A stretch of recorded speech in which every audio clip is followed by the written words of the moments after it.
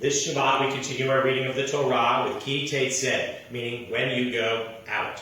The focus here being how we need to be prepared to live rightly and righteously when we go out. And in order to be best prepared for how to live so rightly and righteously when we go out, we need to learn well at home before we go.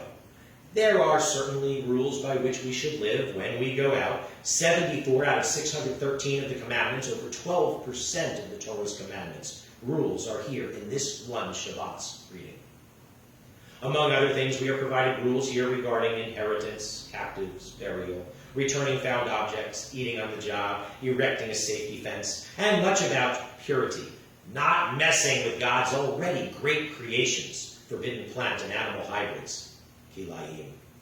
Even the poignant lesson to not take eggs from a nest while the mother bird is present, one of only two commandments, the other being honoring our parents, said to be rewarded with long life. One particularly powerful and perhaps misunderstood or not deeply enough understood commandment here is the commandment of the Ben Sorer Umored, the wayward and rebellious son. Ki yiyeh le'ish Ben Sorer Umored, einenu shomea b'kol aviv, uv'kol imo, v'yisru oto, v'lo yishma alehem. If a man has a wayward and defiant son, who does not heed his father or mother, and does not obey them even after they discipline him. Betafsu vo aviv, ve'imo v'hotziu, oto el ziknei iro, ve'el sha'ar v'komo. His father and mother shall take hold of him and bring him out to the elders of his town at the public place of his community. Ba'amru el ziknei iro, B'nenu zeh sorer umoreh, einenu shomea, B'kolenu zolel v'soveh. They shall say to the elders of his town, this son of ours is disloyal and defiant. He does not heed us. He is a glutton and a drunkard. Urgamuhu kol anshe iro, v'avanim v'met, uvartahara mikirbecha, v'kol Yisrael yisma'u v'yira'u. Thereupon the men of his town shall stone him to death. Thus you will sweep out evil from your midst. All Israel will hear and be afraid. This certainly may be seen as sounding quite extreme. Should a child be stoned to death, even for so disrespecting and dishonoring his parents?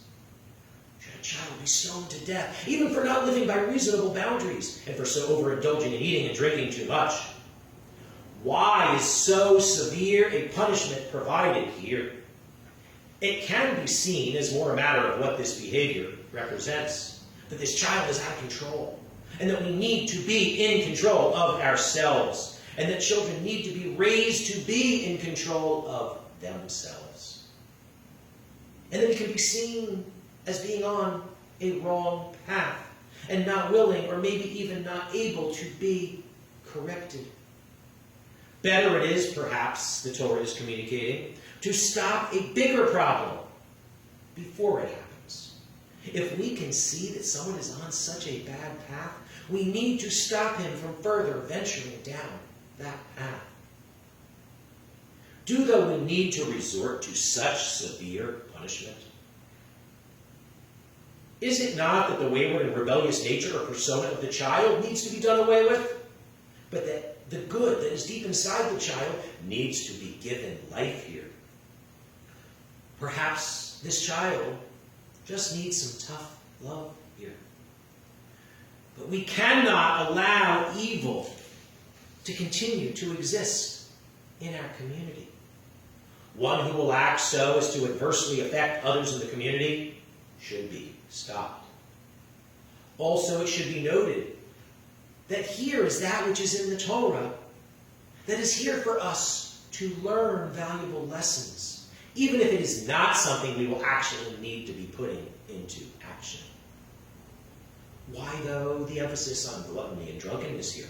Well, we need to have boundaries. We cannot let ourselves or our children to just do what we want, to just have what we want because we want it. We need to develop responsibility for our children and for our community as a whole.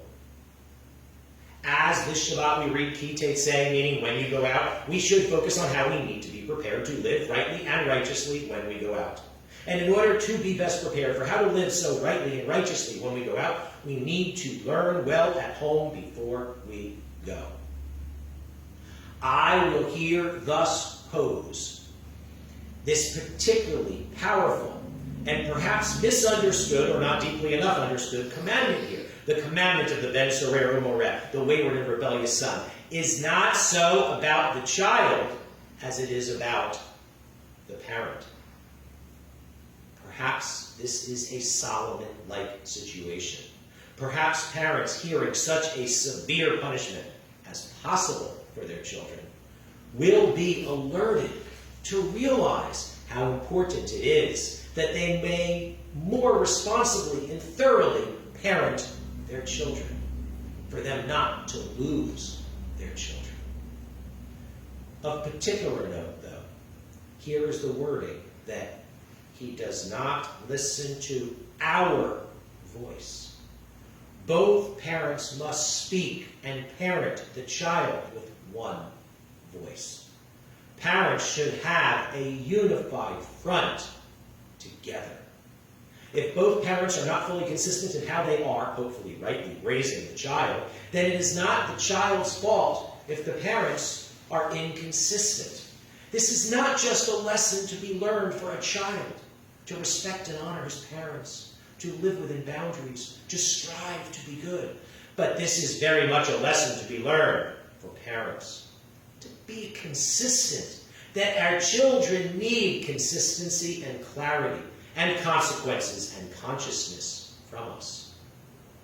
If a child is not raised with the 4 C's of consistency and clarity, and consequences and consciousness, then a child can well likely develop other C's of chaos and confusion.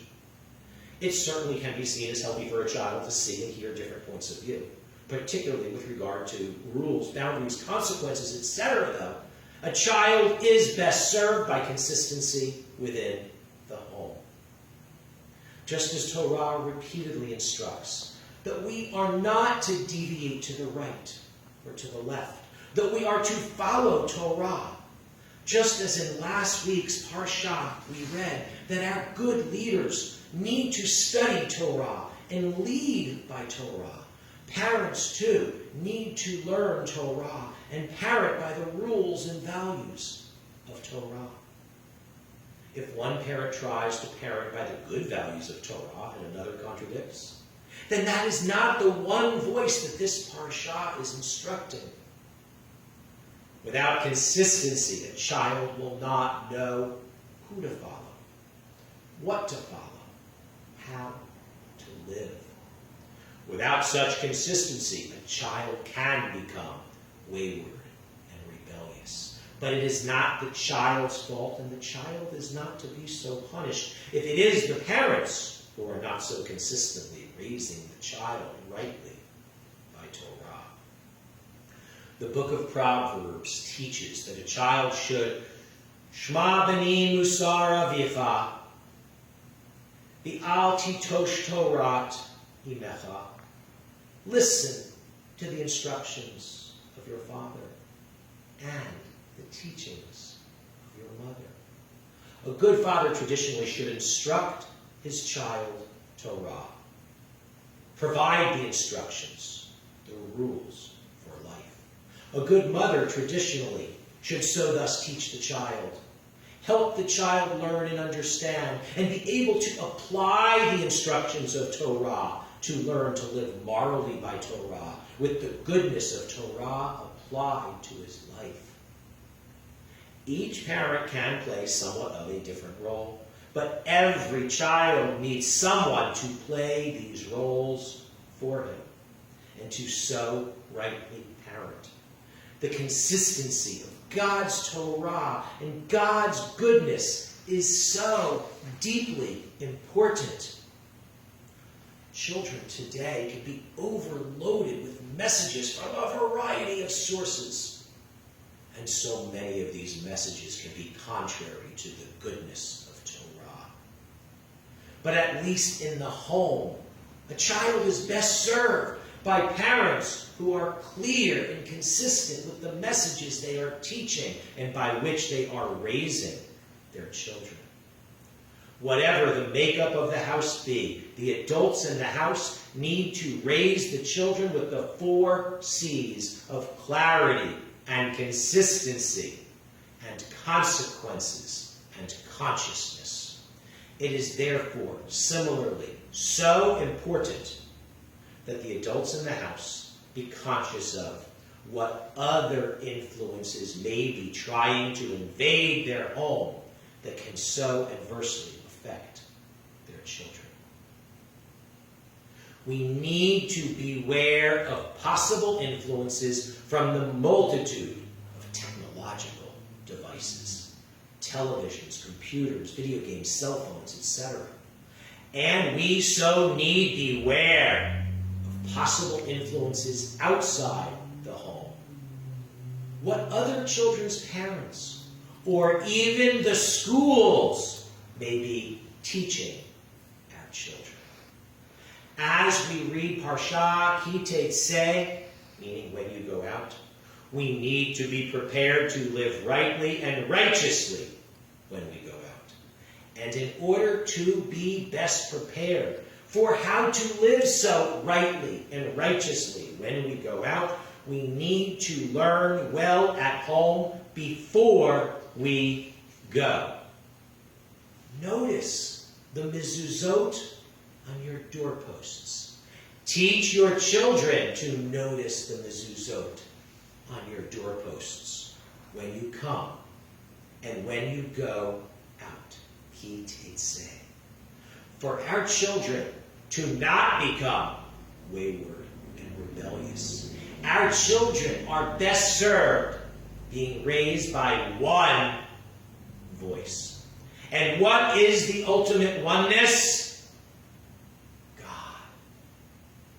Shema Yisrael Adonai Eloheinu Adonai Echad. Hear, O Israel, the Lord is our God. The Lord is one. We need to raise our children with God's Torah and the goodness of Torah. With God. And I will leave you with that to ponder this Shabbat Ki Tetzei, as I wish you Shabbat Shalom.